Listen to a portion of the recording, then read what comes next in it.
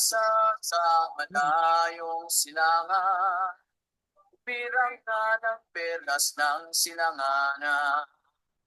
Magandang buhay, ang kapilat, ito tila bulaklak ay namumukat ka.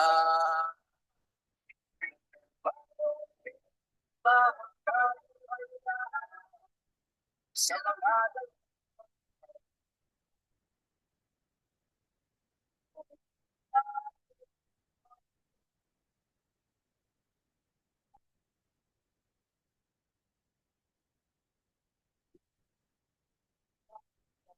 Kumusta mga kapatid?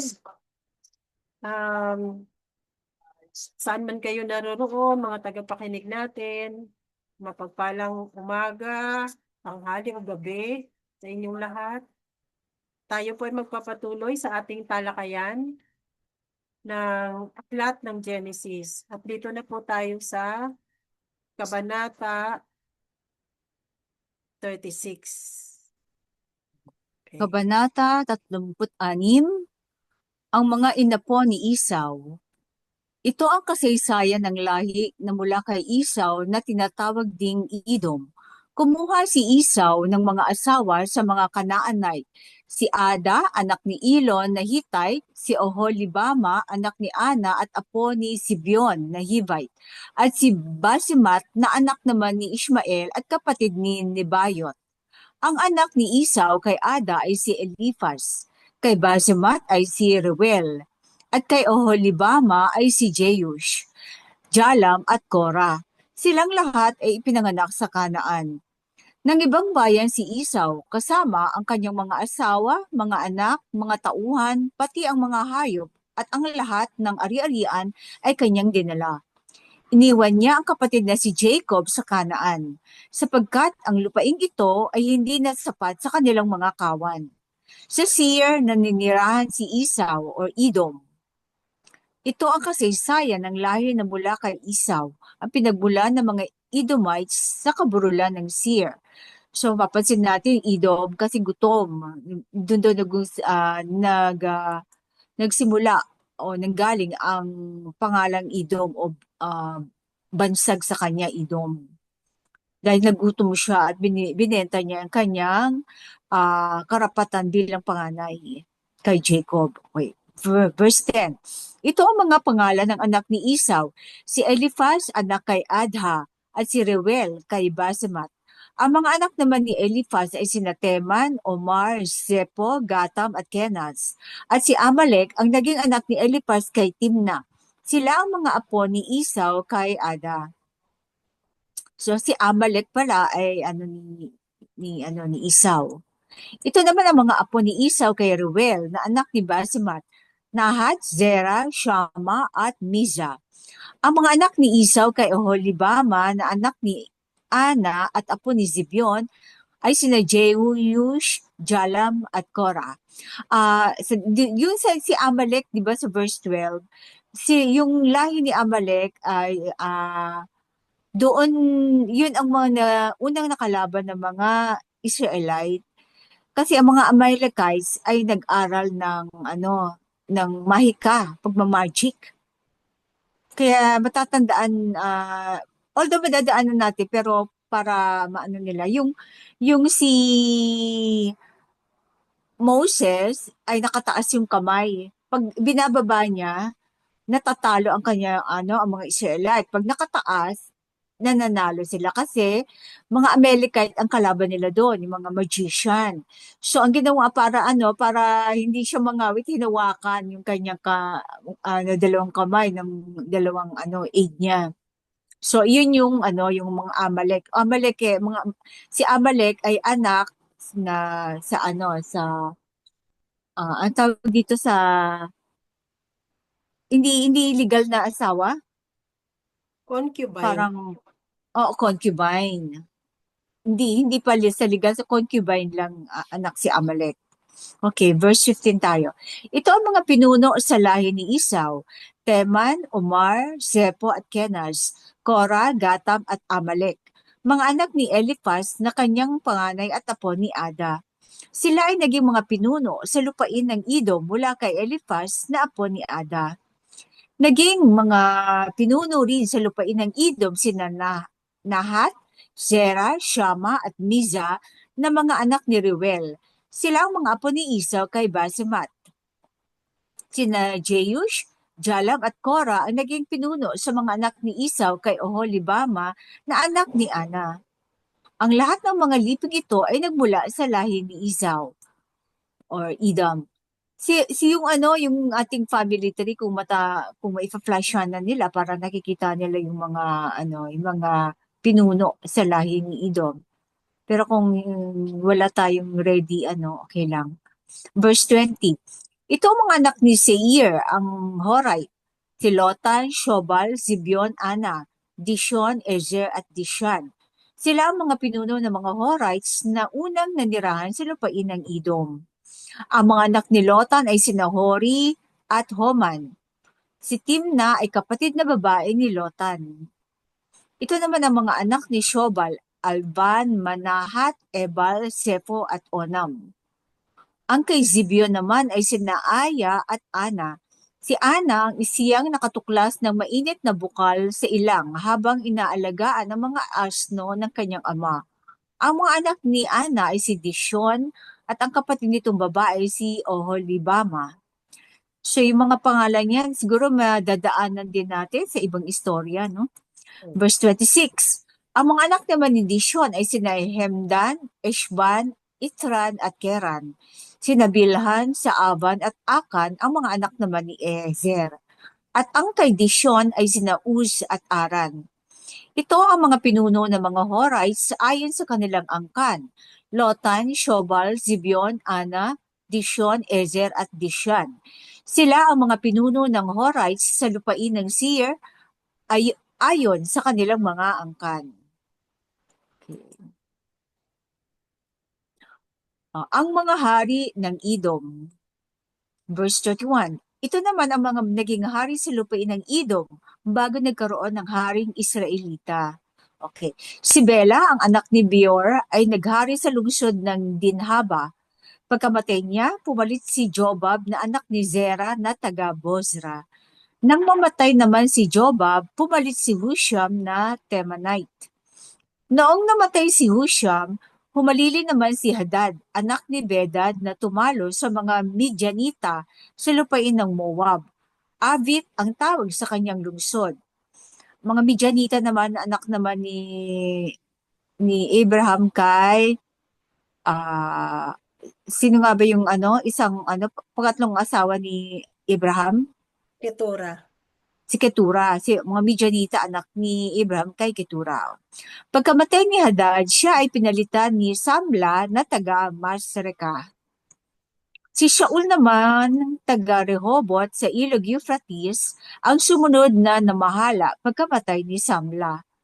Pagkamatay ni Shaul, ang naghari ay si Baal-Hanan na anak ni Akbor. Pagkamatay ni Baal-Hanan, pumalit si Hadad. Ang pangalan ng lungsod niya ay Pau. Si Mehetabel na anak ni Matred at apo ni Mezahab ang kanyang asawa. Ito ang mga pinunong nagmula kay Esau ayon sa kanilang lipi at rehiyon. Timna, Alva, Jetet, Oholibama, Ela, Pinyon, Kenas, Teman, Mibsar, Magdiel at Iram. Ito ang mga pinuno ng Edom ayon sa kanilang tirahan. Ito ang linya ng lahi ni Esau, ang pinuno ng mga Edomita. Edomites. Kabanata 37. Ang mga panaginip ni Joseph. Punta naman tayo sa kay Jacob naman. Si Jacob ay nanatili sa Kanaan, sa lupaing tinirahan ng kanyang ama. Ito ang kasaysayan ng sambahayan ni Jacob. Nang si Joseph ay 17 taon na, so binata na, no? Nag-aalaga siya ng kawan kasama ng kanyang mga kapatid sa ama. Ang mga anak ni Bilha at Silpa na mga asawang lingkod ng kanyang ama. So yung mga kapatid niya sa asawang lingkod ang mga ang nagtatrabaho sa parang. Kaya nga binabantayan. So iba talaga ang trato sa mga anak ng legal na asawa at saka sa mga anak na asawang lingkod, no? Hmm. Ang mga ginagawa ng kanyang mga kapatid ay isinusumbong niya sa kanilang ama. Mas mahal ni Israel, o ni Jacob Israel si Joseph, kaysa ibang mga anak. Iginawa niya ito ng makulay na damit na mahaba at may manggas. Nang mapansin ng mga kapatid ni Joseph na mas mahal siya ng kanilang ama, kinabuhian niya siya ng mga ito at ayaw siyang pakisamahang mabuti. Siguro ang naano lang ni Jacob si Joseph, saka ano, kasi wala siyang ina. At saka, di ba namatay ang ina niya si Rachel? Yung pinakamamahal niya si Rachel. So siguro mas pinagtuunan niya ng pansin. Kasi kulang sa pagmamahal sa ina. Okay, verse 5. Isang gabi, nanaginip si Joseph at lalong namuhi ang mga kapatid niya nang ito ay ikuwento niya sa kanila. Sabi ni Joseph, pakinggan ninyo ang panaginip ko. Tayo ay nasa bukid at nagbibigkis ng trigo. Tumayo ang aking binigkis at yumukod sa paligid nito ang inyong mga binigkis. Ano? Ang ibig mo bang sabihin ay maghahari ka sa amin? Tanong nila. At lalo silang nagalit kay Joseph. Nanaginip muli si Joseph at isinalaysay sa kanyang mga kapatid. Nakita ko sa aking panaginip na ang araw, ang buwan, at 11 bituin ay yumuko sa aking harapan. Sinabi rin niya ito sa kanyang ama at ito ay nagalit din sa kanya. Anong ibig mong sabihin? Kami ng iyong ina at mga kapatid ay yuyuko sa harapan mo? Tanong ng ama. Inggit na inggit kay Joseph ang kanyang mga kapatid. Pinag-isipan namang mabuti ng kanyang ama ang mga bagay na ito. Then, ipinagbili si Joseph ng kanyang mga kapatid. Verse 12. Isang araw, nasa Shechem ang mga kapatid ni Joseph at pinapastol doon ang kawan ng kanilang ama. Sinabi ni Israel kay Joseph, gumaya ka at sumunod sa iyong mga kapatid. Opo, tugon ni Joseph. Sinabi pa ng kanyang ama, tingnan mo kung sila ay nasa mabuting kalagayan. Pagkatapos, bumalik ka agad at nang malaman ko. Lumakad nga si Joseph mula sa libis ng Hebron at nakarating sa Shechem. Sa kanyang paglalakad, nakita siya ng isang lalaki at tinanong, ano ang hinahanap mo? Hinahanap ko po ang aking mga kapatid na nagpapastol ng aming kawan, sagot niya. Saan ko po kaya sila makikita? Sinabi ng lalaki, umalis na sila at ang dinig ko ay sa Dotan pupunta. Sumunod si Joseph at natagpuan malapit sa Dotan ang mga kapatid. Ito isang tanong sa ako. Sino kaya itong lalaking ito? Siguro maaring ano to, no? Celestial being or what? Uh, kasi especially mentioned yung lalaki ito, although hindi pinangalanan, no? Verse 18. Malayo pa ay natanaw na siya ng mga ito. So natanaw siya ng mga kapatid niya. Nagkaisa silang patayin siya. Sinabi nila, ayan na ang mahilig managinip. Patayin natin siya at ihulog sa balon. At sabihin siya ay sinila ng mabagis na hayop. Tingnan natin kung ano ang mangyayari sa kanyang mga panaginip. Narinig ito ni Ruben at binalak niyang iligtas si Joseph. Yung eldest, di ba, si Ruben, pinakapanganay. Sabi niya, wag nating patayin. Huwag natin siyang pagbuhatan ng kamay. Ihulog na lamang natin sa balon. Sinabi niya ito sapagkat ang balak niya ay iligtas ang kapatid at dalhin ito sa kanyang ama. Paglapit ni Joseph, hinubad nila ang makulay at mahabang damit nito na hinabi ng kanilang ama at inilhulog siya sa isang tuyong balon. Habang sila ay kumakain, may natanaw silang pangkat ng mga Midianite mula sa gilid. Yung Midianite, yung mga ano naman to, anak kayo nga ba to? Ketura. Ketura, oo. Anak ni, sa lahi ni Abraham. Abraham. Okay. So, ano rin siya, mga Hebrew. So, malayo nilang kamag-anak. Ang kanilang mga kamelyo ay may kargang mga sangkap na pabango na dadalhin sa Egypt. Sinabi ni Judah sa kanyang mga kapatid, wala tayong mapapala kung papatay natin ang ating kapatid at takpan ang kanyang dugo. Mabuti pa ay ipagbili na lamang natin siya sa mga ngalakal na Midianite kaysa ating saktan. Siya ay kapatid pa din natin, laman ng ating laman at dugo ng ating dugo. At sila ay nagkasundo. So take note, si Judah ang nagsabi na ibenta siya, no? Kaya't nang may dumara ang mga ngalakal na Midianites, iniahon nila si Joseph at ipinagbili sa halagang 20 pirasong pilak. Ibinenta naman siya ng mga Midianites sa mga Ishmaelites at siya ay dinala sa Egypt. So Ishmaelites naman, anak naman ni Abraham kay Hagar. Hagar. So, malapit din nilang kamag-anak yan. Sa Hebrew din siya. At ang Ishmaelite ay half Egyptian, di ba? Si Hagar ay Egyptian. Pero si Ketura, ano bang lahi niya, Ketura? Na-mention ba yon? Parang hindi ko nabasa yung ano niya. Oo, pero Hebrew rin siya, no? Oo. Pagbalik ni Ruben sa balon, nakita niyang wala na roon si Joseph. Sa laki ng kanyang pagdaramdam, pinunit niya ang kanyang damit. Lumapit siya sa kanyang mga kapatid at ang sabi, wala na sa balon si Joseph, ano ang gagawin ko ngayon? Kasi siya ang panganay, so nasa kanyang obligasyon yan, no? Nagpatay sila ng Sorry, kambing. nag-book Mm-mm. ka ba? Nag-book ka na. Andyan na. Okay. Nagpatay sila Saglit ng lang. kambing. Oo, Dito. okay. Pakimute na lang po. Nagpatay sila ng kambing at itinubog sa dugo nito ang hinubad na damit ni Joseph. Pagkatapos, dinala nila ito sa kanilang ama at sinabi, nakita po namin ang damit na ito. Tingnan nga ninyo kung ito nga ang sa mahal ninyong anak na si Joseph. Nakilala niya agad ang damit. Kanya nga ito. Pinatay ng mabangis na hayop ang anak ko. Pihong nagkaluray-luray ang kanyang katawan. So noon pala may fake news na, no? O nag-assuming agad, no? Si Jacob, verse 34. Sinira ni Jacob ang suot niyang damit at nagsuot ng sako. Ipinagluksa niya ng mahabang panahon ang kanyang anak. Inalaw siya ng lahat niyang mga anak, ngunit patuloy ang kanyang pamimighati. Sinabi niya, magluluksa ako hanggang magsama kami ng aking anak sa libingan. Patuloy siyang umiyak para kay Joseph. Samantala, pagdating sa Egypt, ipinagbili si Joseph ng mga Ishmaelite sa kay Potiphar, isang punong kawal ng Faraon at kapitan ng mga tanod sa palasyo. So, may ano po ba? May mga reaction o katanungan dyan? Wala naman. Wala naman. Meron kayang dagdag na detalye, sis? Siguro yung pamimighati ni Jacob ay talagang masyadong malalim dahil mayroon tayong mababasa niyan sa extra biblical sa aklat ng Jaser na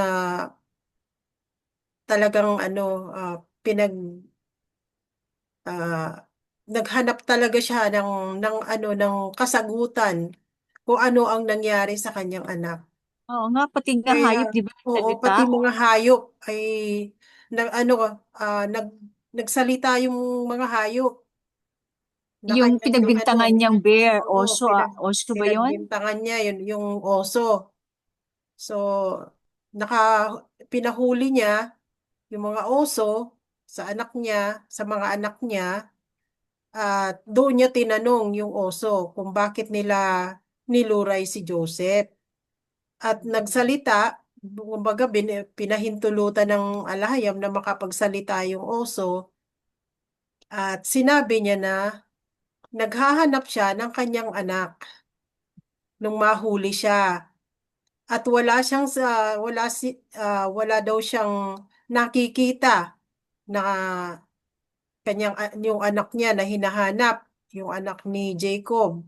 Wala Si siyang Joseph. nakita at wala silang pinatay na tao. Saka hindi marunong magsinungaling ang hayop. Tao Oo. lang marunong magsinungaling eh. Kaya pinakawalan na lang ni Jacob yung oso. Pero patuloy siyang nagluksa dahil hindi niya talaga alam kung paano namatay yung kanyang anak. Oo. So, si extra biblical yun, no? Oo. Pero So, dito yung, hindi na. oo, kasi ang extra biblical ay history book.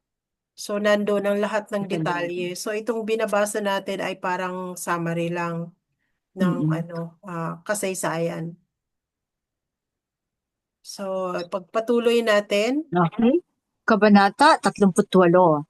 Si Juda at si Tamar. Nang panahong iyon, humiwalay si Juda sa kanyang mga kapatid at nakipanirahan kay Hira na isang Adulamite. Bakit humiwalay si Juda? Hindi kaya na-guilty siya sa nangyari sa kanyang ama? Dahil siya ang nagsuggest na ibenta si Joseph? Siguro hindi niya Hmm. matiis yung pagluluksa ng kanyang ama, no? Oh, yun nga. Kasi Di ba sinabi, yung, oo, siya din ang nagsabi na hindi niya kayang tiisin ah, sa na extra biblical makita, yun, oo, ano? sa extra Hindi ko, biblical, siya okay, yung hindi ko nagsabi na matatanda. hindi niya kayang tiisin na makita ang kanyang ama na nagluluksa dahil sa kanyang kapatid. Mm. At saka kasi siya ang promotor na ibenta Oo. no? Tapos itong Adullamite, ito yung lugar kung saan din nagtago si King David. Kasi yung Oo. Adullamite ay parang puro kuweba, makuweba Mm. siyang lugar. So maraming nagtatagong mga tulisan. So so pumunta si Judah sa sa kanyang kaibigan kay Hira na isang Adulamite. Okay, verse 2. Napangasawa niya roon ang anak ni Suwa, isang Canaanite. Oh, Kanaanite pala yung nagkaan. napangasawa niya. Oo. So, umado din siya, sumuway din sa Oo. bilin ng kanyang lolo Abraham. Nagkaanak sila ng 3 lalaki. Ang ipinangalan sa panganay. Ang pangalawa ay Onan at Shelah naman ang pangatlo. Si Juda ay nasa Kezib nang ipanganak si Shelah. Pinag-asawa ni Juda ang kanyang panganay na si kay Tamar. So, isang Tamar na ito isang Hebreo. Oo. Mm-mm. Napakasama ni sa mata ni Hawa, kaya siya ay hinayaang mamatay. Siguro dahil Kasi sa nga dahil, bloodline, oo, kaya masama Kanaanite yung bloodline niya eh. Kanaanay. Oo. Or talagang masama ang ginagawa. Oo. Posibleng sa bloodline pa lang no? Kaya Mm. sinabi ni Judah kay Onan, tungkulin mong sipingan ang byuda ng iyong kapatid upang magkaroon siya ng mga anak sa pamamagitan mo. So yung pangalawang anak si Onan. Mm. Alam ni Onan na hindi ituturing na kanya ang magiging anak niya sa kanyang hipag. Kaya itinatapon niya sa lupa ang kanyang binhi upang huwag magkaanak ang kanyang kapatid sa pamamagitan niya. Ito ay kasuklam-suklam kay Hawa, kaya't pinatay rin siya. Kasi alalahanin natin, 50% bloodline ni Onan ay Israelite. So, ang patriarchal tayo. So, kahit pa may lahing Kanaanita ang kanyang ina, pero siya ay 50% Israelite. Sa patriarchal tayo, di ba? Oo. So, yun ay kasuklang-suklam dahil tinatapon niya yung kanyang binhi sa lupa. So, pag hindi niya, ayaw niyang bigyan ng lahi or anak ang kanyang hipag. Verse 11. So namatay din siya, niyaan ng alahayam na mamatay din siya. Sinabi ni Judah sa manugang niyang si Tamar, umuwi ka na muna sa inyo bilang byuda at hintayin mong lumaki ang bunso kong si Shelah. Sinabi niya ito dahil sa takot na baka mangyari rin kay Shelah ang sinapit ng kanyang mga kapatid. Mauubusin siya ng anak, Kaya't Mm. umuwi muna si Tamar sa kanyang ama. Pagkalipas ng panahon ay namatay ang asawa ni Judah na anak ni Shua. So nabiyudo rin si Judah, yung Kanaanite niyang asawa. Matapos ang pagluluksa, nagpunta si Judah sa Timna para tingnan ang pag-aahit sa balahibo ng kanyang mga tupa. Kasama niya ang kaibigan niyang si Hira na taga-Adulam. May nakapagsabi kay Tamar na pupunta sa Timna ang kanyang biyenan upang ahitan ng balahibo ang mga tupa nito. Pagkarinig nito, hinubad niya ang kanyang damit panluksa. Siguro itong panluksa sa ako, Mm. Nagsuot siya ng belo upang hindi makilala at naupo sa pagpasok ng Enaim, bayang nadadaanan patungo sa Timna. Ginawa niya ito sapagkat alam niyang binata na si Sheila, ngunit hindi pa sila pinakakasal ng kanyang biyenan. O siguro ayaw ni Judah na mamatay pa yung kanyang bunso pag Mm. napangasawa si Sheila. Nakita ni Judah si Tamar. Inakala niyang ito ay isang babaeng nagbebenta ng aliw. Okay, wait ha. Ito ba doon? Anong verse tayo? 15. 15. Sapagkat akala niya nagbebenta ng aliw sapagkat may takip ang mukha. Lumapit siya at inalok ang babae na makipagtalik sa kanya. Hindi niya alam na ito ang kanyang manugang. Ano ibabayad mo sa akin? Tanong ng babae. Sumagot si Judah, padadalhan kita ng isang batang kambing. Payag ako kung bibigyan mo ako ng isang sangla hanggat hindi ko pa natatanggap ang ipadadala mo, sabi ng babae. Anong sangla ang gusto mo? Tanong ni Judah. Sumagot siya, ang iyong pantatak kasama ang kadena at ang tungkod mo. Ibinigay ni Judah bilang sangla sa babae ang kanyang selyo o seal na may kadena at ang tungkod o scepter at sila ay nagsiping. Nagdalang tao si Tamar. Pagkatapos, umuwi siya at inalis ang kanyang talukbong at isinuot muli ang kanyang damit panduksa. So, this is verse 18. Yung pantatak kasama ang kodena at ang tungkod mo. Yun ang binigay sa kanya. Okay. Sa paglilinaw, si Judah ay may natatanging kapangyarihan sa mga tribo ng Israel o ni Jacob. Kaya't mayroon siyang selyo na may tali at tungkod o setro. Ang mga regalya na ito ay may espiritual na kahalagahan sa pagbangon, pagbagsak, at muling pagkabuhay ng makalangit na kaharian. So, sabi ng mensahero, si Judah daw ang tumayong hari sa kanilang magkakapatid. Siguro dahil hindi sa pagluluksa ni Jacob, hindi na niya nagampanan ng kaya isinalin kay Judah ang pantatak at ang scepter. Na alam ko hanggang ngayon na kay Judah pa rin, di ba? So yung tungkod na yun, ano kaya yung tungkod na yun? Ito kaya yung tungkod ni Moses? Malamang. Na nagmula kay Noah? Malamang.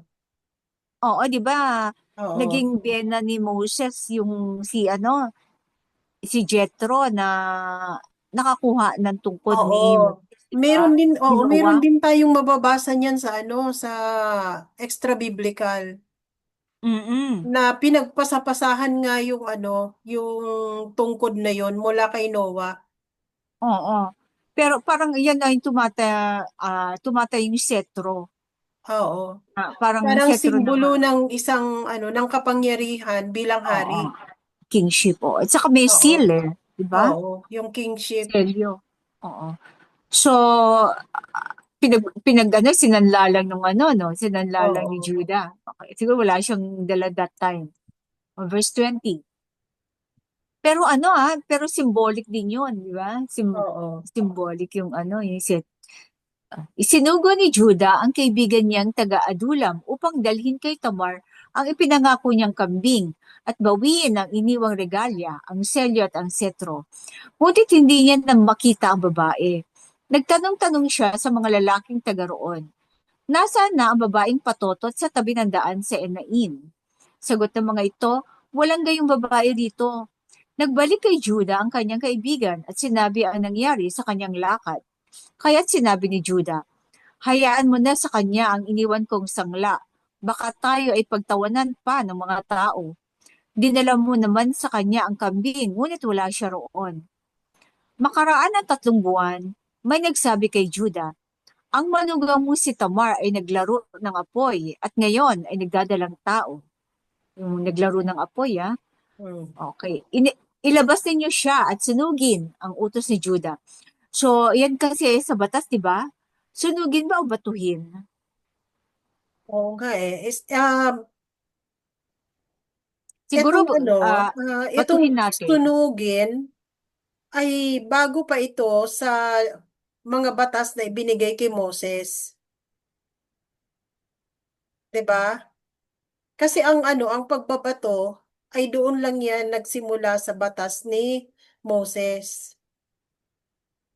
Yung mga kautusan. Ah, so yung sunugin, Yung ah, sunugin ay bago pa ito. Ito yung okay. kung parang Yan ang kaugalian nila nauna, noon. oo, sa mga Oo. batas na ibinigay kay Moses. Oo.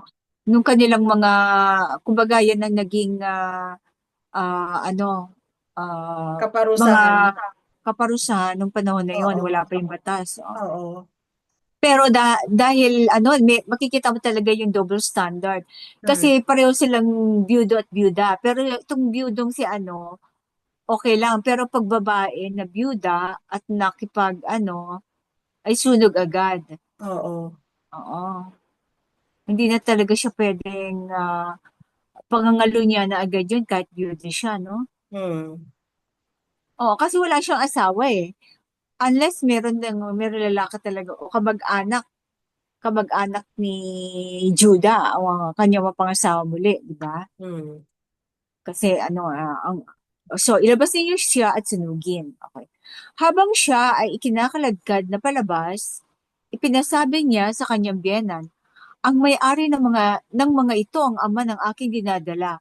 Tingnan mo kung kanino ang singsing, kadena at tungkod na ito. Nakilala ni Judah ang iniwan niyang sangla, kaya sinabi niya, mas matuwid siya sa akin sapagkat hindi ko siya ipinakasal sa bunso kong si Sheila at hindi na niya ito muling sinipingan. So, ibig sabihin, pinaligtas niya. Hindi na niya itinuloy ang pagpapasunog. Dahil alam Ano niya na yun? kanyang anak yung nasa sinapupunan. O, baga, sa ano pa rin niya, sa lahi pa rin niya ang naging anak. Hmm. At purong ano na, Hebreo. Okay. Ano din, no? Talaga, Trick din yun ni Tamar. Trick din niya ano? yun. Oo, kaya Trick nga. din niya ni Oo. Tamar. Gumawa siya ng, Para, ng paraan na magkaroon siya ng oo, ng anak. Oo. oo, Kasi Sa, parang kahihiyan sa isang oo, sa, babae, ang sa walang bloodline anak. pa rin ng asawa niya. Mga Oo. naging asawa niya. O oo. kasi dapat Pero, sa di ano. ba, Mm. hindi dinaan sa legal. Illegal yung ginawa niya eh. Pero, Oo. ano nga, kasi trick, ginamitan niya ng trick, kaya hindi nga siya nakilala. At Oo. hindi rin na ano Oo, si, Oo. nag-disguise nga siya. si Tamar nga pala Pero yun. alalahanin mo, si Oo. Judah Kaya, ay, oo, balo. So, oo. hindi, Kaya, ano yun, Kaya oo. nga Kaya nasabi nga, niya na yun yung mas matuwid siya ginusto kaysa niya. sa akin. Kasi oo. parehas nga Kaya sila nga, yun yung, byudo sige at nga, byuda. Pero itong oo. yung babae, si Tamar, nanatili siya sa pagiging byuda. Ngunit ito namang si Judah Mm, ay hindi siya nakatiis, kaya pumatol siya kahit sa patutot. So, Hindi, at saka, yun. hindi niya Kaya binigay nasabi yung niya, obligasyon. At saka hindi niya oo, binigay yung obligasyon na ipakasal yung kanyang bunsong anak. oo. Kasi obligasyon niya ipakasal dun mm. sa byuda At na saka kanyang anak. naipangako niya kasi yung anak niya yung pangatlo Oo. na hindi niya binigay. Pero kasi yun ay ano talaga na kailangan kasi magkaroon talaga ng anak para yung ano yung bloodline, di ba? Pero, Kaya ka- kaya alam mo, ang Oo. isang babaeng byuda, obligasyon ng kamag-anak ng kanyang lalaki, maaaring kapatid o ano na aalagaan at pakasalan, oo, 'di ba? para At bigyan ng para nga anak. kasi magpatuloy yung kanilang bloodline, yung lahi nila. Oo. Oo. Magkaroon ng salin lahi. Oo. At saka So tama lang yung ginawa at ni saka isang punto doon is, yung pangtatak, singsing, tungkod, di ba? Silyo. Hmm. Yun ang kinuha niya para at least, yun ang proof na anak ni Jacob ang Oo. dinadala niya. Oo, tama. Pero ano yan, Di ba? symbolic din eh, Yun no? yun. Symbolic kasi ang magiging descendant din nung magiging anak niya, ang magiging hari, 'di ba? So Oo, tama lang kasi na ang nga, pinangsangla ay ano, regalya ng isang hari, no? Oh, yun ang hiningi niya. Kasi nga, inisip niya in the future. Di ba? Oo. Hindi, at saka, Kasi, para ano, yun ay, kung isa hindi, lang ang taong may ganon. kung hindi niya yun, kung hindi niya yun hawak, oo, kung hindi niya yun hawak, maaring hindi tanggapin ni Jacob na anak niya ang dinadala ni Tamar. Di ba? Oo. Kasi hindi nakilala ni Jacob si Tamar. At saka Kaya mamamatay siya nangyaring ganun. kasi ipapasunog siya eh. 'Di ba? Oo. Mm. Mamamatay siya. So, matibay yung Hindi, at hiningi saka, niyang, so matibay yung hiningi niyang proof. katibayan. Oo, kunwari lang sinabing sanla, wala, nataon lang na walang ibang bitbit si Jacob that time. Yun ang nakita ni Tamar, trick niya, pero mayroon siyang iniisip sa likod ng kanyang gawa na gano'n. Na masisave siya in the future. Chichapi ka, Chapi ka please. no. Chapi sis. Chichapi. Kinabang. Diba? Mm.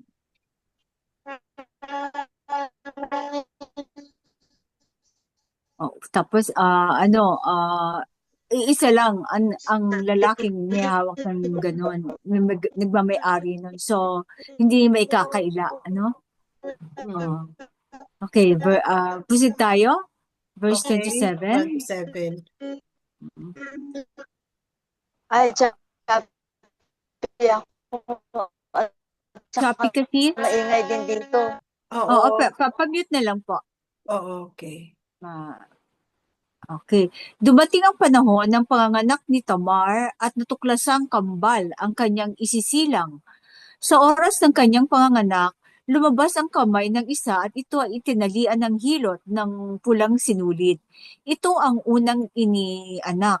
Ngunit iniurong ng sanggol ang kanyang kamay at naunang lumabas ang kanyang kakambal.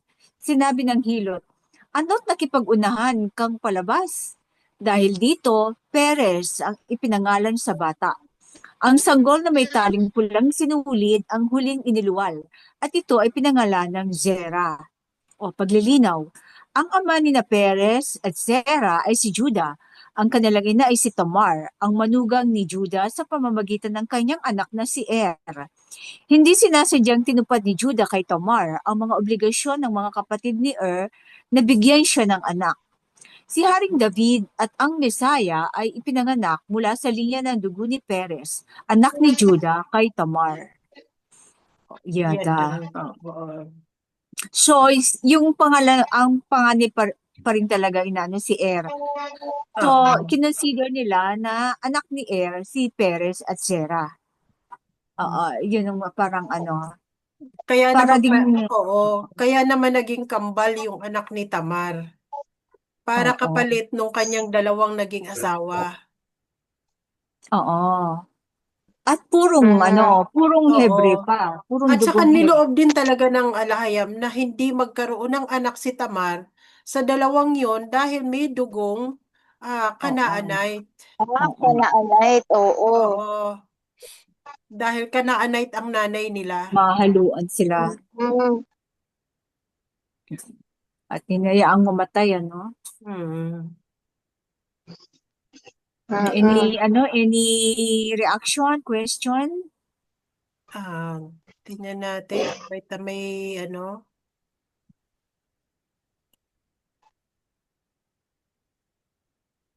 may tanong. Nagkasala ba si Judah sa pagsiping sa isang prostitute na si Tamar na kanya palang manugang? Oh, nagkasala nga ba? Patingin ko hindi. Kasi, alalahanin natin si Judah ay byudo. Byudo. Ah, at saka nung panahon na yon, parang ang pinagbabawalan na maging prostitute noon ay ang mga Israelitang babae, di ba? Parang parang parang 'yun ang at saka yung yung anak ng mga saserdote, yan. Ay, wala pa yung batas yun that time, no? Hmm. At saka pansinin natin, hindi siya, kumbaga, hindi siya ni-rebuke ng alahayam. So, hindi siya Oo, nagkasala. Dahil niloob nga talaga ng alahayam na magkaroon siya ng anak doon kay Tamar bilang oo, kapalit nung kanyang dalawang anak. oo. Siguro kung kanaanita pa yung babae, no, na yung Oo. prostitute, siguro yun, maaaring nag-ano Kung siya kasi Kanaanet yun, baka hindi lulubin ng hindi alahayam gagalaw, oo, oo, na magkaanak maaaring siya ano, doon. oo. Pero siguro nakita niya Hebreo din, siguro Oo. maitim dito sa Tamar. Ah, so, ano, hindi, ano, hindi Oo, naman, hindi tingin siya ko hindi naman nagkasala kasi, doon. oo. Dahil hindi siya ni-rebuke ni ng alahayam. Saka Parang wala yung siyang nangyari asawa. din kay 'di ba? Parang yung Oo, nangyari din kay Lot at saka yung sa dalawang anak niya. oo. Hindi rin ni-rebuke ng alahayam. Mm. At saka hindi naman yun pangangalo niya kasi wala siyang asawa that time. Oo. Ano siya noon? Byudo. Hmm. At saka naging mahigpit lang naman ang batas nung after na ng Paglabas sa Egypt. ng paglabas nila sa Egypt, nung nagkaroon na Mm. ng batas na ibinigay kay Moses. Kasi ano sila mapapahalo sila sa mga Oo. Kanaanita eh. Pero So, noon na, alalahanin natin na dito sa na to, sa tagpo na ito, wala pang batas noon, 'di oo. ba? Kumbaga ang nagkakaroon Kumbaga, ang batas mga pa lang ng oo, lupa. ang Wala pa nagdedesisyon yung, noon yung mga nila, elders. batas pa lang ng lupa. Wala pa yung Oo. binigay na no siglo. Mm. So, hanggang So, dyan muna ano? ang ating talakayan. Wala nang Oo, katanungan. wala na. Sige, anong music mo sis? May special ka bang na tumutukoy sa Hmm, ating kultura, ating lahi? sige, tayo ng isang awit tungkol sa ating kultura.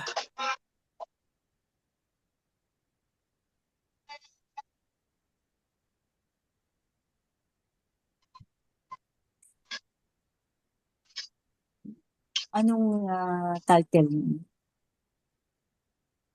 Mula sa Dakong Silangan. Kami magpupuri sa iyong pangalan.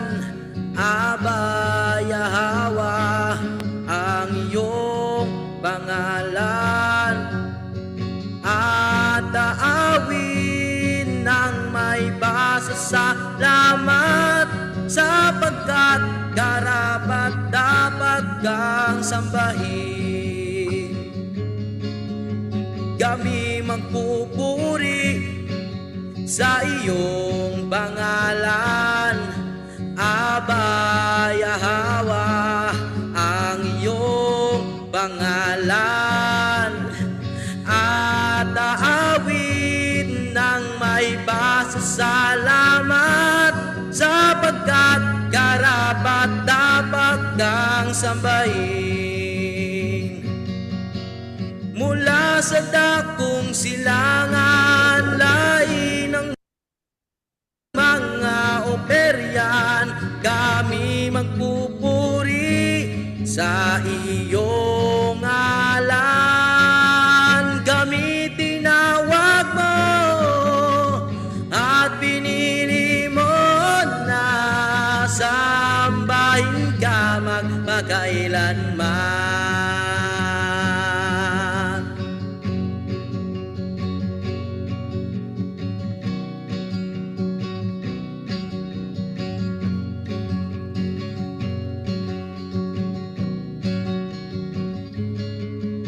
Kami magpupuri sa iyong pangalan. Aba, Yahawa, ang iyong pangalan.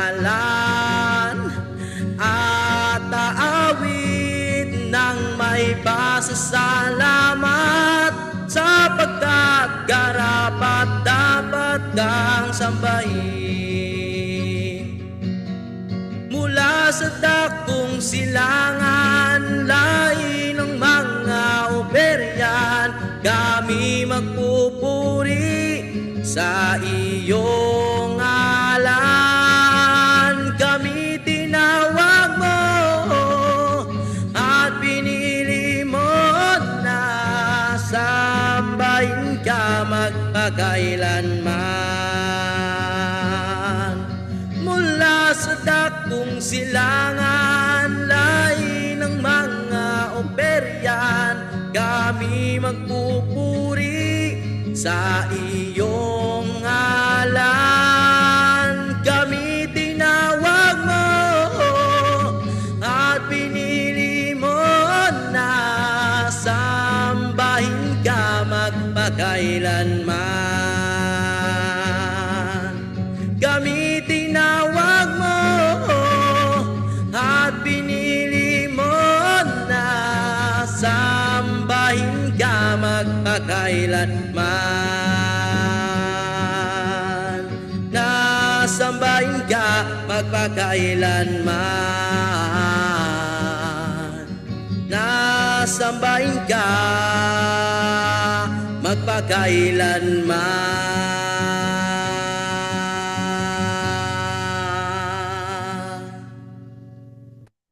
Okay, maraming salamat mga kapatid. Hanggang sa muli, purihin ang ating alahayam. Yada.